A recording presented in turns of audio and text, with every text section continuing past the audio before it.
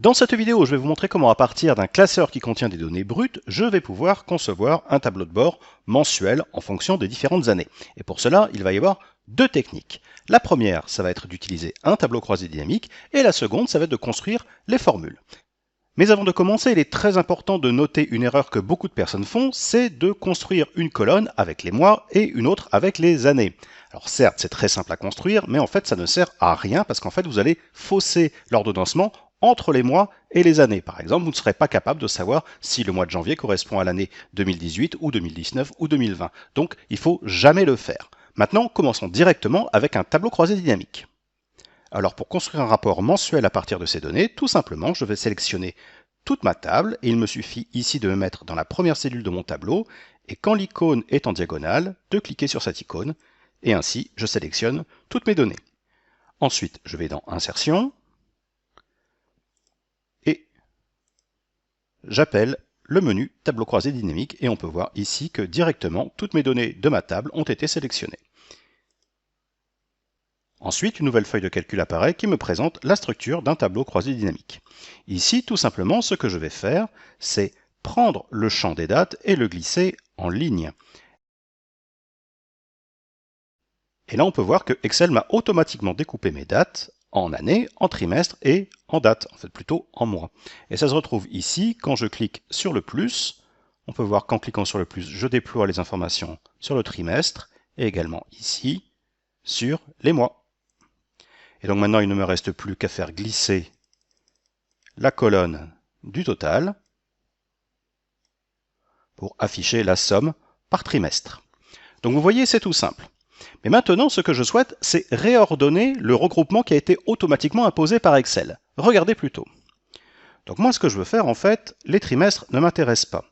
Donc je vais me positionner sur l'une des cellules contenant des dates dans mon tableau croisé dynamique et je vais dans la section Groupe, grouper la sélection. Et là, on peut voir ici dans cette boîte de dialogue le regroupement qui a été utilisé directement par Excel. Je ne veux pas les trimestres, il me suffit de désélectionner les trimestres, comme ceci. Et là maintenant, j'ai le résultat automatiquement par année et par mois. Mais attention, si je retire par exemple l'indication de l'année, je vais complètement fausser mon tableau croisé dynamique. Donc ici je prends année, je le glisse et je le dépose pour le supprimer. Et ici, je vois bien effectivement les mois janvier, février, mais en fait, de toutes les années, et pas seulement de l'année 2018, 2019 ou 2020. Alors, comment procéder dans ce cas de figure? Eh bien, tout simplement, je vais depuis le menu Analyse d'un tableau croisé dynamique, sélectionner Insérer un segment. Ici, je vais prendre la colonne année qui a été automatiquement créée au moment où j'ai pris le champ date et que je l'ai glissé ici. Donc je me retrouve maintenant avec un segment qui me présente les 4 années de mon tableau croisé dynamique. Je le réordonne sur 2 colonnes et je change de couleur. Et maintenant, si je sélectionne 2018, et là je n'affiche uniquement que les résultats de l'année 2018, et également pour 2019, 2020, et ainsi de suite. Et si en plus je veux rajouter un nouveau filtre, il me suffit de nouveau de sélectionner le tableau croisé dynamique, toujours le menu Analyse du tableau croisé dynamique, insérer un segment. Cette fois-ci, je vais prendre les sous-catégories. Et si je veux le résultat, par exemple, pour le café, il me suffit de sélectionner sur le nom dans le segment pour changer le résultat directement dans mon tableau croisé dynamique. Donc vous voyez, avec un tableau croisé dynamique, c'est très simple, il n'y a aucune formule à faire. Par contre, il faut bien faire attention à la façon dont le tableau croisé dynamique a découpé vos dates et surtout de ne pas faire l'erreur de n'afficher que les mois sans prendre en compte les années. Maintenant, passons aux formules. Bien, maintenant, comment construire exactement le même résultat, mais à partir de formules? Eh bien, pour cela, je vais construire, à côté de ce tableau, un tableau récapitulatif. Et ici, pour me simplifier la saisie des sous-catégories, je vais tout simplement passer par un menu déroulant. Et pour cela, je vais construire le menu déroulant à partir de la fonction unique, parce que unique va me retourner les éléments uniques de la colonne que je sélectionne. Le liseré bleu vous indique que c'est une fonction matricielle dynamique, c'est-à-dire que le résultat s'adapte automatiquement au contenu de la colonne sous catégorie. Et maintenant, comment intégrer ces valeurs dans un menu déroulant? Eh bien, tout simplement, je sélectionne ici la colonne P2, je vais dans Données, Validation de données, je sélectionne la liste, Et ici, l'astuce, c'est de dire que la source, c'est uniquement cette cellule, et je rajoute le dièse. Parce que le dièse signifie référence étendue. Automatiquement, avec le dièse, Excel sait qu'il doit récupérer toutes les cellules retournées par la fonction matricielle dynamique unique. Et quand je fais OK, eh bien tout simplement, on peut voir ici que j'ai bien toutes les données qui se sont affichées. Je peux aussi compléter cette formule en triant les données, toujours par la fonction matricielle dynamique, cette fois-ci trier, comme ceci. Et maintenant, les données sont triées. Mais regardez l'astuce. Si je sélectionne la lettre P, eh bien vous pouvez voir que maintenant, automatiquement, avec la nouvelle version d'Excel en 2022, eh bien automatiquement, vos menus déroulants se trouvent triés par les lettres que vous saisissez dans la cellule. C'est une nouveauté de 2022. Voilà, donc ici, j'ai ma première valeur, et ici, je vais saisir la valeur, par exemple, 2019. Donc ici, l'astuce, ça va être de construire une date dynamique à partir de cette valeur. Comme par exemple ici, avec la fonction date, je récupère l'année qui est en P3, et je verrouille avec F4, et je vais indiquer le mois 1 et le jour 1. Ainsi, j'ai mon mois de janvier. Mais vous pouvez le voir ici, la valeur que je souhaite faire varier, c'est la variable du mois. Et donc, pour éviter de saisir 1, 2, 3, 4, 5 pour toutes les cellules, je vais tout simplement ici construire une liste entre 1 et 12, comme ceci. Et maintenant, dans cette cellule, je vais pointer sur la cellule en N6. Et je verrouille la référence uniquement sur la colonne N, qui ne doit jamais varier, et donc pour cela, j'appuie une première fois sur F4, puis une seconde fois, et enfin une troisième fois. Le résultat ne change pas, mais maintenant, quand je fais un cliquet-tiré pour recopier la formule, on peut voir maintenant que j'ai automatiquement construit les dates en fonction de l'année ici en P3, et également en fonction des valeurs des mois en colonne N. Si je change pour 2020, je change immédiatement le résultat de mes dates. Et donc maintenant, à partir de ces informations, donc à savoir et la sous-catégorie et les dates, je vais pouvoir utiliser la fonction somme.si.ns ou nombre.si.ns pour construire mon rapport. Je vous le montre. Alors, ici, je vais par exemple faire le chiffre d'affaires. Et maintenant, je vais construire ma formule somme.si.ens. Alors pourquoi somme.si.ens? Parce qu'elle va me permettre de calculer une somme à partir de plusieurs critères.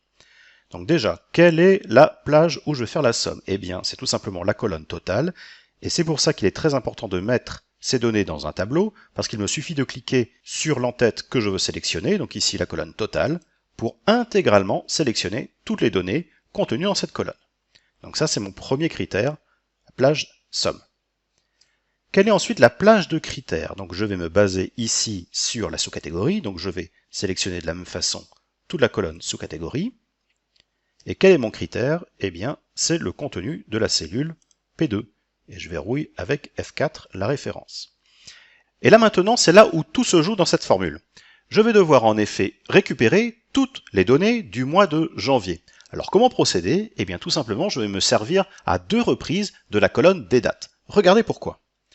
Alors tout d'abord, si je fais par exemple la sélection de la colonne des dates, et je mets comme critère le résultat ici du 1er janvier 2020. Et quand je valide, eh bien, la fonction ne me retourne rien. Et pour cause, parce que je n'ai absolument eu aucune vente le 1er janvier 2020, exactement à minuit 000. L'heure n'est pas précisée, mais c'est ce que cela veut dire. Donc en fait, ce qu'il faut que je fasse ici, c'est une recherche, mais supérieure à. Donc ici, ce que je vais faire, c'est mettre le critère supérieur ou égal, entre guillemets, c'est une obligation. Et pour associer ce critère de supérieur ou égal avec le contenu de ma cellule O6, il faut que je mette le caractère et commercial, comme ceci. Alors là, ça semble fonctionner, mais encore c'est une erreur, parce que là, en fait, je viens de prendre toutes les valeurs qui sont supérieures au 1er janvier 2020. Je n'ai pas dit « arrête-toi à la fin du mois de janvier ». Alors là, comment procéder? Eh bien, je dois faire un nouveau critère, et toujours sur la même colonne des dates. Donc en fait, oui, dans cette formule, je vais sélectionner 2 fois la même colonne. Donc je continue. De nouveau, je rajoute une 3e plage de critères, et c'est toujours la colonne des dates, comme ceci. Et quel est le critère à prendre en compte? Eh bien cette fois-ci, de nouveau, je vais indiquer inférieur cette fois-ci, inférieur strict. Le signe est commercial. Et quelle est ma valeur? Eh bien, c'est la cellule qui est en dessous. Mais attention, ce n'est vraiment pas la bonne méthode, on va le corriger tout de suite après. Comme ceci. Je fais entrer, et bien là, j'ai bien les résultats uniquement de janvier. Alors pourquoi c'est une erreur? Parce que quand je recopie cette formule, pour le mois de décembre, je ne peux rien retourner parce qu'ici, la valeur qui est juste en dessous, elle est vide. Donc comment corriger ce problème? Eh bien en fait, il ne faut pas utiliser la cellule qui est en dessous, mais réutiliser une formule similaire à celle-ci. Et donc comme critère, je vais dire que c'est date, toujours de l'année ici, que je verrouille avec F4. Cette fois-ci, le critère, c'est toujours cette cellule, auquel je fais plus 1, pour aller récupérer donc la valeur supérieure, et le jour, c'est toujours 1. Et je ferme la parenthèse. Et donc maintenant, si je recopie, là maintenant, j'ai le résultat pour décembre. Je change d'année, 2019. Tout mon tableau a été mis à jour. Je change de sous-catégorie. Ça fonctionne parfaitement. Alors maintenant, si ce n'est pas le chiffre d'affaires que j'aurais voulu faire, mais les quantités vendues, rien de plus simple. Parce qu'il me suffit de reprendre cette formule, de la recopier, et ici je vais remplacer somme.si par nombre.si, et je n'ai que le premier paramètre de la formule à retirer, parce que tout le reste, entre nombre.si.ns et somme.si.ns, est identique. Donc je retire ici la plage à additionner, je valide, et j'ai le résultat. Bien, alors comme vous le voyez, il est bien plus simple dans ce cas de figure d'utiliser un tableau croisé dynamique que de passer par des formules. Mais maintenant, si je veux avoir le résultat par semaine, le tableau croisé dynamique ne vous propose pas cette option. Et donc le seul moyen de construire un document par semaine, c'est d'utiliser les formules, et je vous l'explique dans une autre vidéo.